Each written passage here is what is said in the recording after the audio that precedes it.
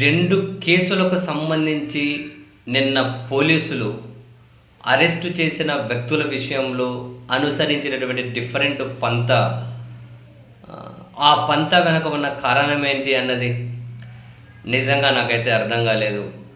ఒకటేంటి, సోషల్ మీడియాలో ఏదో పోస్టు పెట్టారు అని కడపకి చెందిన మాజీ ఉప ముఖ్యమంత్రి పిఏ ఖాజాను అరెస్ట్ చేసిన పోలీసులు అరెస్ట్ చేసి మీడియా ముందు ప్రవేశపెట్టేటప్పుడు అని చెప్పి ఆయన గట్టిగా ముసుగు చుట్టేసి, మొత్తం ఇంత పెద్ద ముసుగు చుట్టిండ్రు.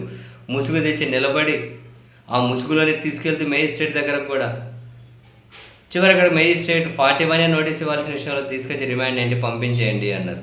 అంటే సోషల్ మీడియా కేసులు ఈ పోస్టులు పెట్టినప్పుడు దానికి ఎంత పెద్దగా ముసుగు చుట్టి ప్రవేశపెట్టాల్సిన అవసరం లేదు, కానీ ముసుగు చుట్టి ప్రవేశపెట్టారు. కానీ అక్కడ పోలీసులు ఏం ఆలోచించారో అర్థం కాలేదు.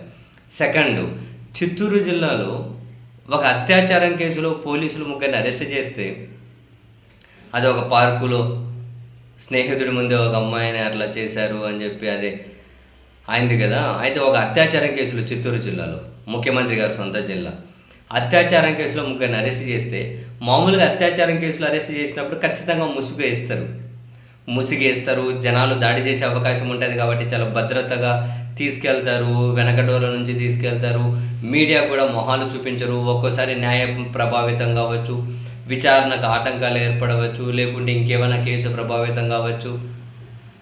అండ్ వాళ్ళని మేజిస్ట్రేట్ దగ్గరికి తీసుకెళ్లేటప్పుడు కూడా చాలా జాగ్రత్తగా తీసుకెళ్తారు, ప్రజలు ఏమైనా దాడి చేసే అవకాశం ఉంటుంది అని. సో ముసుగు వేయాలా వేయొద్దా అన్నది చట్టంలో ఏం లేదు, కానీ వేస్తారు అట్లా ఇటువంటి కొన్ని ప్రత్యేక పరిస్థితుల్లో. అత్యాచార కేసులో ముసుగు ఖచ్చితంగా వేస్తారు.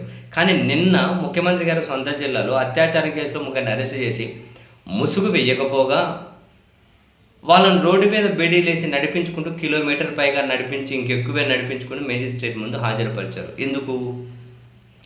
సోషల్ మీడియా కేసులేమో ముసుగేసి పోలీసు మీడియా ముందు ప్రవేశపెట్టారు. అత్యాచారం కేసులేమో ముసుగులే వేయకుండా రోడ్డు మీద నడిపించుకుంటూ. సో మామూలుగా అత్యాచారం కేసులో నిందితులను అరెస్ట్ చేస్తే పోలీసులు ఏ విధంగా ప్రవర్తిస్తారో దానికి పూర్తిగా భిన్నంగా ఇక్కడ ప్రవర్తించారు. సో జనాలకు అబ్బో పోలీసులు బ్రహ్మాండంగా పనిచేస్తున్నారని చెప్పి ఆ ఫీల్ కలిగించడమా అంటే ఏంటి, దాని ఉద్దేశం ఏంటో తెలియడం లేదు. రోడ్డు మీద నడిపించుకుంటూ ఎందుకు వెళ్ళారు, ముసుగులు ఎందుకు వేయలేదు? సోషల్ మీడియా కేసులు అరెస్ట్ చేసి ముసుగు ఎందుకు వేశారు? అత్యాచారం కేసులు అరెస్ట్ చేసి ముసిగేయకుండా రోడ్డు మీద ఎందుకు నడిపించారు?